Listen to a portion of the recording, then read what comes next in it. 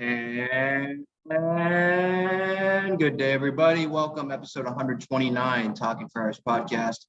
Ben Fadden, your host here. Thank you so much for tuning in here, whether that's watching on YouTube or listening to the podcast on Apple Podcast or Spotify, or Megaphone, wherever you're getting this. I appreciate it. Make sure to hit that subscribe button on YouTube, like the video, all of that. There's been some people on the live streams that I've done this past week about when super chats are available and all that. So we need the subscriber number to get to a certain number. So make sure to hit that subscribe button and we can definitely get that going. Definitely going to be doing more live streams in the future as well, more consistent live streams. I like that interaction, obviously, with you guys. But today, I worked yesterday, so I did not have a chance to get a podcast, my reaction with the Luke Voit sign or trade, or obviously give my reaction to how MacKenzie Gore did yesterday in his first spring training start of 2022 for the San Diego Padres. First start, obviously, under Ruben Niebla, and this is the first starting pitcher that has ever pitched under Ruben Niebla as the Padres pitching coach. So I have some takeaways from this that are different from the wide net speculation takeaways, comments of people on Twitter. A lot of people on Twitter said one thing about MacKenzie Gore's start, and I don't really agree with that. And I might be the only one that disagrees. But I think that's what makes my thoughts unique. There are obviously things to discuss today, and I am very, very happy to be able to discuss them now.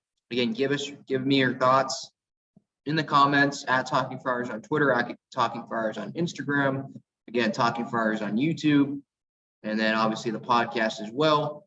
But yeah, let's get to Luke Voit first, and then we will get to MacKenzie Gore's start. And then also, as I'm recording this before the Padres have their second spring training game, there was something interesting about the lineup that I saw that might be some good news for Padres fans if someone is called up on opening day or shortly after opening day. We'll see about that. But so there's a few things to discuss today. Luke Voit first, but before that, this episode is sponsored by Gaglione Bros, famous cheesesteaks and subs.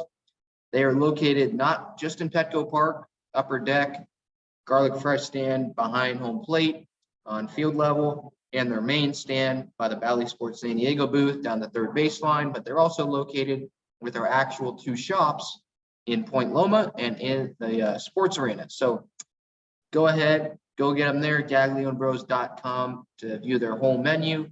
Great cheesesteaks, Cheese Whiz is what I like. Great garlic fries, so hit them up there. They're the sponsor of this episode. So first, getting the Luke Voit here. Obviously, the trade that went down yesterday, I gave my 1 minute reaction on YouTube and on Twitter and Instagram, so you can look at that if you want. But for my full reaction, so yesterday, obviously, Voit traded to the San Diego Padres. The New York Yankees got, in return, they got Justin Lang. Went to LSU. He's a pitching prospect. I think he's 20 years old. There is some high upside, obviously, there, but he is only 20. He's going to probably be in single A. AJ Preller was talking to the media yesterday, and he was saying that Justin is going to be someone that is going to take some time to get to the big leagues if he does get there. So there's things that he needs to refine. And for a team like the Padres that really needs to win right now, it's a good trade for the Padres, and it's a good trade for the Yankees. The Yankees, on their side of things, they weren't going to have a big role for Luke Voit if everyone's healthy. You have DJ LeMahieu as a first base option there. They just signed Anthony Rizzo. He's an option there. And for DH, you obviously have Giancarlo Stanton with his big contract there. And there's other guys as well, like Aaron Judge, that can DH if he has an off day. So they're filled with first base and DH options. So Voit was kind of there, just expendable. And the Yankees were like, hey, this Justin Lang guy, if he works out, this will be a good trade for us. And it gives Luke Voit an opportunity to go have a bigger role somewhere else. And that's exactly what Voit's going to be for the Padres. Voit, when talking to the media, he says he's happy for a fresh start in San Diego. And that fresh start hopefully will be a fresh start in terms of being injury-free as well, because that's the big question with Luke Voit. He dealt with an oblique strain last year and knee inflammation in 2021, so last year as well. was on the 10-day IL at one point, then was on the 60-day IL at one point. But obviously the Padres are playing with this upside in the hope that he can stay healthy being a DH most of the time. He hit 22 home runs in 56 games in 2020. That's a lot of home runs in not very many games in 2 months. So if he stays healthy and you span that number over 6 months, you got yourself at least a 50 home run hitter there. I'm not saying to expect 50 home runs from him. I don't think that's going to happen. But I think 30 home runs is something that is realistic. You give that guy 500 at-bats, 30 home runs is definitely realistic to me. He's staying healthy. He is comfortable. He's not having to worry about, oh, I'm not going to get a whole lot of playing time. Dude, that's a 30 home run guy. That's what the Padres have needed. That's why I was so pissed off and all that when they missed out on guys like Nelson Cruz, especially going to the Nationals for $15 million essentially. Now here, look, Nelson Cruz is still a step up from Luke Voit. The difference between Nelson Cruz and Luke Voit is that Nelson Cruz has had a track record of staying healthy. He might be way older than Luke Voit is, but he has a track record of staying healthy. He has a track record of hitting 30-plus home runs pretty much every full season for the last 7 years, not including obviously the shortened season because it was 2 months. But that's the difference. So I would rather have Nelson Cruz, but in terms of payroll, in terms of where the options that they had, this is pretty much one of the better case scenarios in terms of being that full DH. Bob Melvin, he said that Luke Voit could play first base against left-handed hitters, and I think that's definitely something that you will see. Hosmer and Voit are pretty similar defensively, so that's not really – you're not really making a decision at first base based on, oh, we're going to have a great defense. Might as well put Cronenworth or Profar there if you're going to go over defense. But it's the decision who's going to play first base is going to be based off of the guy on the mound, most likely.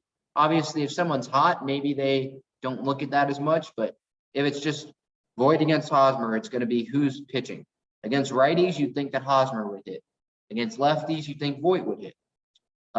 Voigt's career against left-handed pitchers, he has an 859 OPS, on base plus slugging percentage. Hosmer career against left-handed pitching is 662 OPS. So that's a big gap against lefties. So Voit obviously would get the upper hand there in terms of being in the lineup against left-handed hitters. But even just in total, Hosmer's career OPS against left and right-handers, just anyone he's facing, is 767. Luke Voit's career OPS against any pitcher he's facing is 867, so a 100-point increase. So you can make the argument, especially if Luke Voit's hot, Luke Voit is going to be playing first base. So the matter of that is you just got to hope that he's going to stay healthy, because that's obviously the big question.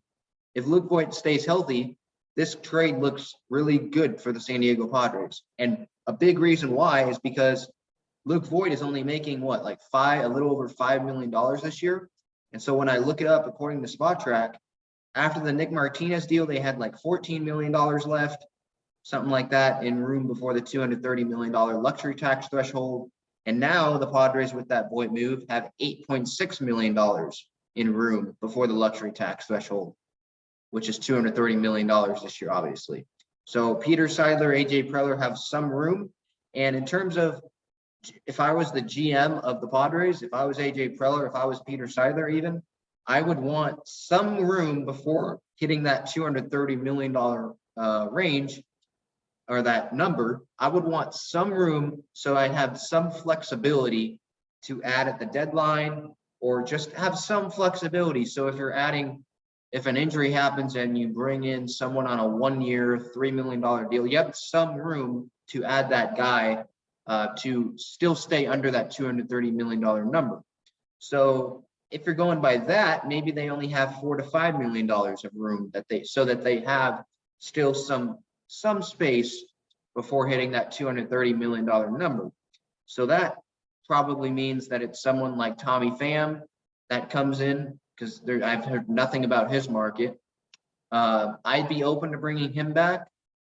I think some people, obviously, you hear the name like Austin Meadows or Brian Reynolds. We discussed Brian Reynolds and Austin Meadows on previous episodes, so you can go listen or watch that for my full opinion when I talked about those guys. But for Brian Reynolds' case, I'd say no to that. I'd just go get Pham, because I want CJ Abrams still. I want Robert Hassel III still, and they probably have to give up one of those guys if they're going to want to part with, or if they want to get Brian Reynolds. And then Austin Meadows, I'd still say no. He's more of not a complete hitter. It's more, he's better, I think, probably platoon wise. He did have some injuries as well. But again, that's a trade that you're going to have to give up more than Justin Lang, I think, because the Rays still value Austin Meadows. He's still going to be a part of their lineup. Where the Yankees, Voit wasn't really going to be a big part of their lineup, so they were just trying to get something. And they said, we'll get this high upside Justin Lang kid who's 20 years old, and maybe he comes into something, you know, he happens to be something. So those are different scenarios there. So you can't really, it's not really apples to apples, Luke Voit and like Austin Meadows or a Brian Reynolds deal. That's just not the way it is. But getting back to Luke Voit, obviously, so the power, they get some power, you know, helped compensate a little bit for the Fernando injury. Obviously, this lineup has still gotten worse in comparison to last year because Tatis is better than Luke Voit is. And Luke Voit still has that injury question. Tatis hit 42 home runs last year. Luke Voit's probably not going to hit 42 home runs this year, I would think.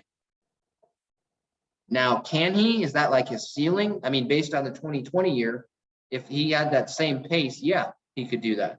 But in terms of being more conservative and factoring in, maybe he does miss a week or something with injuries, or a couple weeks, factoring that in, and factoring that maybe he doesn't get as many at bats. If they make another move, if they get another outfielder and they want that outfielder to DH sometimes, and there's a righty on the mound, so it's Hosmer hitting, just factoring in all those things, I think if Luke Voit stays healthy all year, you can put in 30 home runs. And that's why I like this move. But Nelson Cruz does have a better injury history than Voit does. So obviously I would have preferred Cruz over Voit, and you wouldn't have had to give up Justin Lang, you know? But I'm not gonna come on here and say, well, I don't like this deal. They shouldn't have given up Justin Lang like I would if the Padres acquire Brian Reynolds and they have to deal CJ Abrams or Robert Hassel. That's when I would say, all right, well, I did not like the fact that you had to give up Abrams or Hassel. This isn't the case. I mean, Lang, obviously, he could turn into something, but the Padres are trying to win right now, and Justin Lang is not going to help the team right now or next year, where Abrams and Hassel will. They're projected to. But just getting back to Voit, Preller said he talked about Luke Voit actually at last year's trade deadline. He said Voit fits. He fits really in that DH spot, mostly in that DH spot. He said Voit also has lost a little bit of weight, so that might help with injuries, because when you're running, obviously, the heavier you are, that's probably more load on those knees and all that. And Preller said that he was healthy going to the Yankees camp, obviously. Now, it's only been a week, right? So you can't really take a whole lot into that, but obviously that's good that he was healthy. But Voit is a better hitter than Hosmer, and this gives them a DH. This gives them what I've wanted, what a lot of Padres fans have wanted, that power-hitting DH to some degree. It's just a matter if he can stay healthy now. But this makes the team better than they were before this Luke Voit trade. There's no doubt about that. That's obvious. Now the question is, they need to go get an outfielder, and with $8 million left in room, and like I mentioned, I think it would be smart to have some $2-3 million of room before you hit the threshold. Seems like Tommy Pham seems like an ideal option there, and something that you just hope that he has a bounce back year. And if you have an outfield again, same outfield as last year with Pham, Grisham, and Myers left to right, I don't think it's the end of the world, because at least they got some power in the DH spot. At least they don't have to worry about having a rotating DH cast of Jorge Alfaro, Austin Nola, and maybe Eric Hosmer if they don't put him at first. Like, I'd rather have Luke Voit as the consistent DH than a rotating cast like that. Jorge Alfaro, yeah, he did hit a home run yesterday in the first spring training game. Good for him. but I still don't see him getting majority of playing time at catcher, and I don't see him obviously getting a majority of time at DH now because of the Voit trade, obviously. But this is a good deal, something where they didn't give up a whole lot, someone that's not going to wouldn't have impacted the team anyway in the first couple years, at least. Someone that keeps them well, that gives them room to add some one-year deal outfielder to be the left fielder. And it makes their lineup a lot better. I'm going to go up. This is just a potential lineup that I drew up with Voit in the lineup, obviously Hosmer in the lineup as well. So this is probably the lineup if there's a right-handed pitcher on the mound. This is the lineup with a right-handed pitcher on the mound. So you got Trent Grisham in center leading off. This is without Tatis, by the way. So to start the season, Cronenworth hitting second base, Manny Machado at third, hitting third, Voit DHing, hitting cleanup, Myers in right, hitting fifth, Hosmer hitting sixth at first, Austin Nola catching, hitting seventh, and then Ha-Seong Kim, shortstop, hitting eighth, and then I have Profar in left, hitting ninth. Again, a move could be made with Tommy Pham, someone like that, and then this lineup changes, but I like having Profar being maybe that second leadoff guy, puts together great at-bats, not a whole lot of power, but he puts together better at-bats, at least last year, than Ha-Seong Kim did. And Ha-Seong Kim, he can obviously move up in the lineup if he can prove in spring training and early in the season that he can hit velocity. And that's something he struggled with last year, so it's not a total guarantee that he ends up doing that. But so that's pretty much my takeaways from the Luke Voit deal, something that's positive for the team, made them better than what they were, 48 hours ago, a move that helps the offense, something that AJ hadn't done up to this point, took him a while to do, but he did do it, and it's something that's helps, financially and excuse me, and keeps some money available to add an outfielder, someone like that. So this is a good move all around. And when we talk about, some people obviously don't like Hosmer. A lot of fans don't want him here, but I'm facing the reality right now, at least, that he's going to be here on opening day. But for this spring training lineup that came out today, obviously, I'm recording a couple hours before the game today, March 19th. The lineup had CJ Abrams at second base and Ha-Seong Kim at shortstop. I think that's a long shot. I think Abrams has to play really well to make the roster out of spring training for that opening day roster, April 7th at Arizona. But if he does, then this could be a possibility sometimes where Hosmer's really struggling at the plate, still hasn't improved defensively, and the Padres decide, let's put Jake Cronenworth, an all-star, at first base. We like CJ at the top of the lineup hitting second. We like Kim near the bottom of the order playing short because he's great defensively at shortstop. And we can still have Luke Voit at DH, who's a better hitter than Hosmer. And you can have Hosmer on the bench as a pinch hitter or something like that. Or if you just don't want to play Hosmer, I think that's a possible scenario. So that's my takeaway from this lineup that I was referencing, kind of teasing earlier. With Abrams at second, Kim at short, you could move Jake to first and not play Hosmer. That's probably the casual Padres fan or even the hardcore fan. That's their preference because they want to launch Hosmer into the sun. I don't see that happening out of the gate. I think it's a long shot Abrams makes the roster. Just because they have Profar who can play infield as well, that's an option. But from what I'm seeing, Cronenworth's not at first base, by the way, today. But I'm just saying Cronenworth obviously is going to play. And if they do want to go with this Kim shortstop, Abrams second base combination, you're obviously going to want to play Jake. He's a better first baseman. He's a better player than Voit and Hosmer. But in terms of choosing between Hosmer and Voit as the DH, Voit is going to be the DH there. He's just the better hitter. So that's my takeaway from this lineup, something I think that could happen. Now, final thing I wanted to move on to here before we get out of here is the visual breakdown I had of MacKenzie Gore's first spring training start. Now, hopefully what you guys can appreciate about my show, about my podcast, about me as a fan is I watch every game, even like I was working last night, but I watched live the first 2 innings of Gore, and then I ended up having to go to work.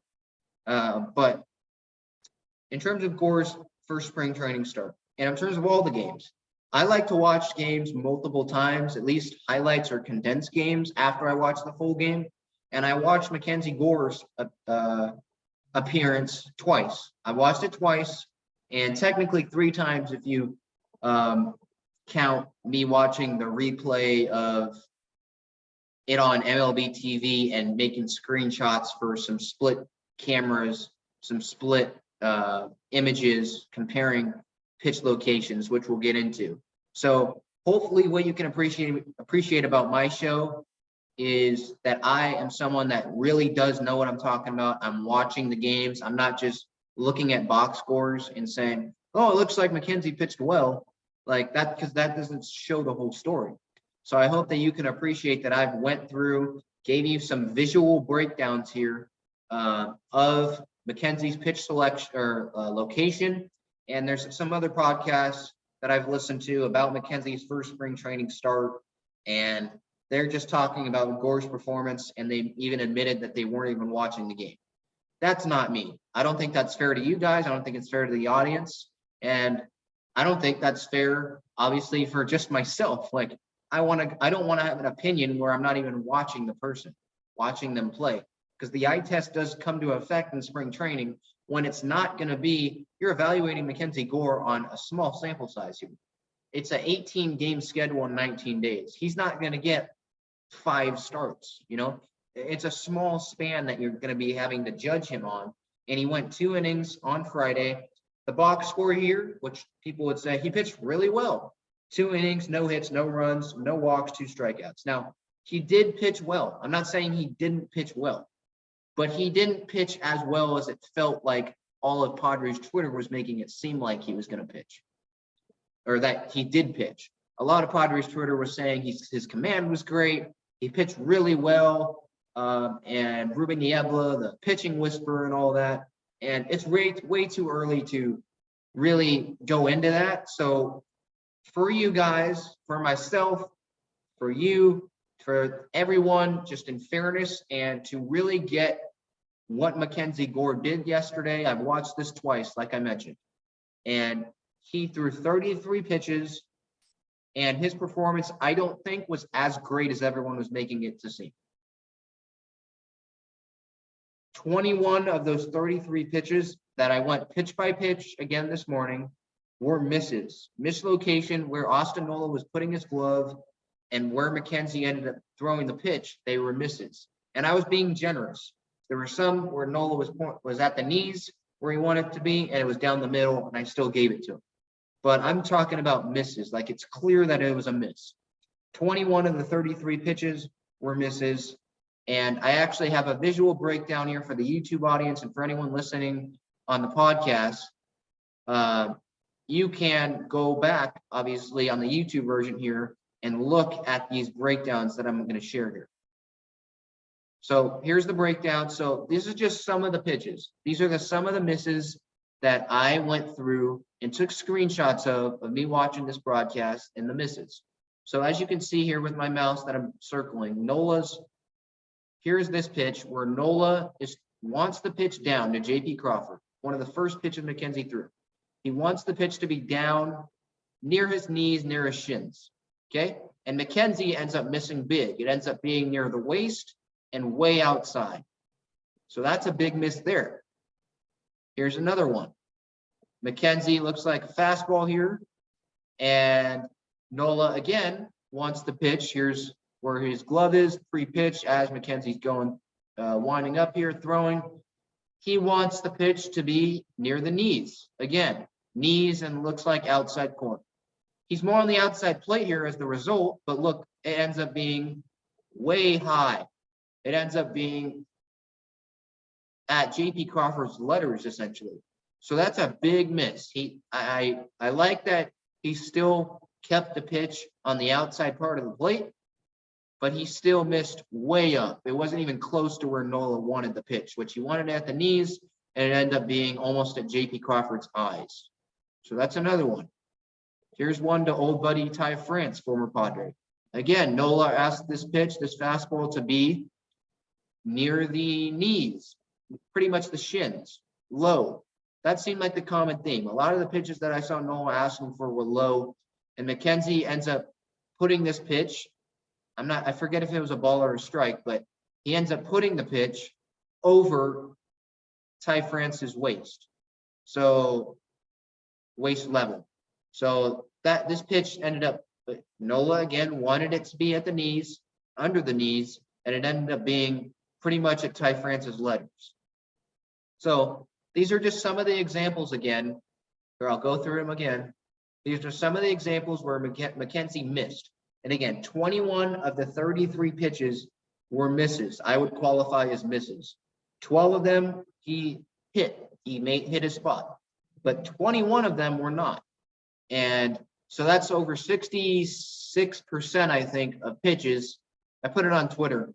66% of pitches that were misses out of MacKenzie Gore's start. So for anyone that was saying that MacKenzie Gore's command looked great and all that, yeah, there was someone posted a video of one sequence of one at bat where MacKenzie was on the whole at bat.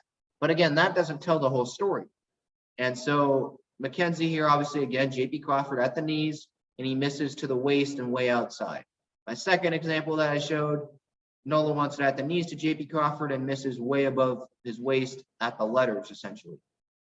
And then the Ty France, again, Nola wants it at Ty France's shins almost, and it ends up being pretty much right over the middle of the plate, a little under Ty France's letters. So that's just some of the examples of MacKenzie Gore and his start yesterday. Again, the results, and during the season, right, I'm going to be more of a judge on, okay, he didn't give up a run. That's all I really care about. He didn't walk anyone. That's what I really care about. And look, he did pitch well, if that's where you're judging it off of, and I'm going to judge it off of that a little bit. So I think he pitched well, like I mentioned earlier. I think he pitched well. But there's room to improve. His command does need to improve, and I think he would say that as well. I think Ruben Niebla would say that as well if you ask him. So for anyone that didn't watch, hopefully you gained some insight into actually how MacKenzie did and what some people were trying to say that he did. I'm not trying to say, just to clarify, I'm not saying that MacKenzie was trash. He wasn't. He didn't give up a run. He didn't walk anyone. That's encouraging. He looked better than obviously what he did in spring training last year, where he didn't even finish the inning and didn't even finish innings because they just he hit a certain amount of pitches in that inning and they were like, all right, I'm done. No, we're done. He didn't do that this year. So that's encouraging. And his start was encouraging. Let me be clear. But there is room to improve.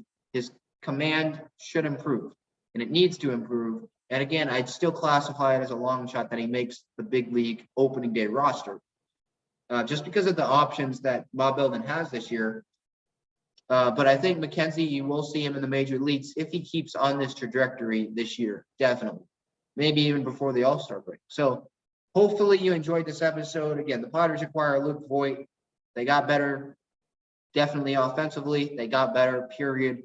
And maybe compensate a little bit if Voit stays healthy for Fernando's absence. They still need a left fielder, but they still have about a little over $8 million of room before that $230 million competitive balance tax luxury threshold value number before Peter Seidler gets taxed. So there is still moves to be made. Gore had his first start yesterday. Abrams and Kim in the lineup today at second base and shortstop, respectively. Hopefully you enjoyed this episode presented by GaglioandBros.com. Gaglio and Bros, famous cheesesteaks and subs. Episode 129, Talking Friars podcast, YouTube show. Thank you so much for listening and watching. Have a good one. Hope you enjoy your weekend. Hope you enjoy your Saturday. So long, Ben Fadden. See ya later.